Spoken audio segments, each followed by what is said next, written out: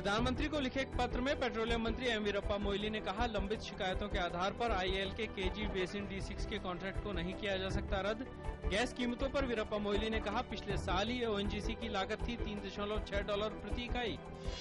सोनीपत के गन्नौर में कांग्रेस उपाध्यक्ष राहुल गांधी किसानों से मिले और पार्टी घोषणा पत्र में उनके मुद्दों को शामिल करने के लिए उनकी समस्याएं सुनी।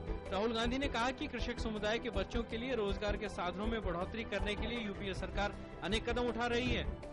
सुप्रीम कोर्ट मरीन मामले की जांच के राष्ट्रीय जांच एजेंसी के अधिकार क्षेत्र को चुनौती देने से जुड़ी इतालवी सरकार की याचिका पर विचार करने पर सहमत। केंद्र ने उच्चतम न्यायालय से कहा कि इतालवी मरीन पर समुद्री डकैती निरोधी कानून के तहत मुकदमा नहीं चलाया जाए। उच्चतम न्यायालय ने दिल्ली में राष्ट्रपति शासन लगाने को चुनौती देने वाली आम आदमी पार्टी की याचिका पर केंद्र सरकार से 10 दिन के भीतर जवाब मांगा। उच्चतम न्यायालय ने कांग्रेस और भाजपा को इस मामले में नोटिस जारी करने से इनकार किया।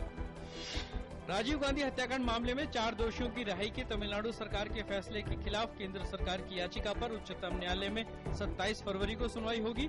केंद्र सरकार ने 4 दोषियों की रिहाई के तमिलनाडु सरकार के फैसले को चुनौती दी है।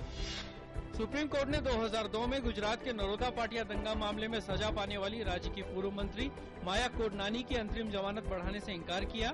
आज इस मामले पर सुनवाई करते हुए शीर्ष अदालत ने अंतरिम जमानत अवधि को और बढ़ाने से इनकार कर दिया। भारत और कनाडा के बीच आज 3 क्षेत्रों में महत्वपूर्ण समझौते हुए।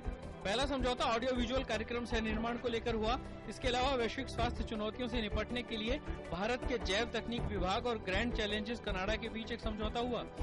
तीसरा समझौता राष्ट्रीय कौशल विकास निगम और कनाडा के सामुदायिक कॉलेज संघ के बीच कौशल विकास के क्षेत्र में हुआ, ताकि आर्थिक तरक्की, रोजगार और सामाजिक विकास को बढ़ावा दिया जा सके। तमिलनाडु की मुख्यमंत्री और AIADM के प्रमुख जयललिता ने लोकसभा चुनावों के लिए उम्मीदवारों की सूची जारी की। जयललिता ने तमिलनाडु की 39 और पुदुचेरी की एक सीट के लिए प्रत्याशियों के नाम की घोषणा की। तेलंगाना राष्ट्रीय समिति के प्रमुख चंद्रशेखर राव ने आज राष्ट्रपति प्रणब मुखर्जी से मुलाकात की। चंद्रशेखर राव ने बताया कि तेलंगाना राज्य के विकास के लिए राष्ट्रपति ने पूरा समर्थन देने की बात कही। भारत और चीन के बीच भारत में इस साल होगा संयुक्त सैन्य अभ्यास। नई दिल्ली में वार्षिक रक्षा वार्ता में सीमा मसले और हाल ही में संपन्न सीमा समझौते पर हुई चर्चा। सूचना और प्रसारण मंत्री मनीष तिवारी ने कहा कि नरेंद्र मोदी कच्छ के किसानों के मुद्दे पर पंजाब के लोगों को गुमराह कर रहे हैं। उन्होंने कहा कि गुजरात के मुख्यमंत्री पर सबके कल्याण का जिम्मा है, लेकिन मोदी ने कच्छ के सिख किसानों पर पंजाब में जो बयान दिया है वह गलत है। Low cost airline spice jet ने किराए में कमी का ऐलान किया। स्पाइस जेट ने समर सेल के तहत बेस फेयर में 75% कटौती की है। यह छूट 1 अप्रैल से 30 जून तक के लिए बुक किए गए टिकटों पर लागू होगी।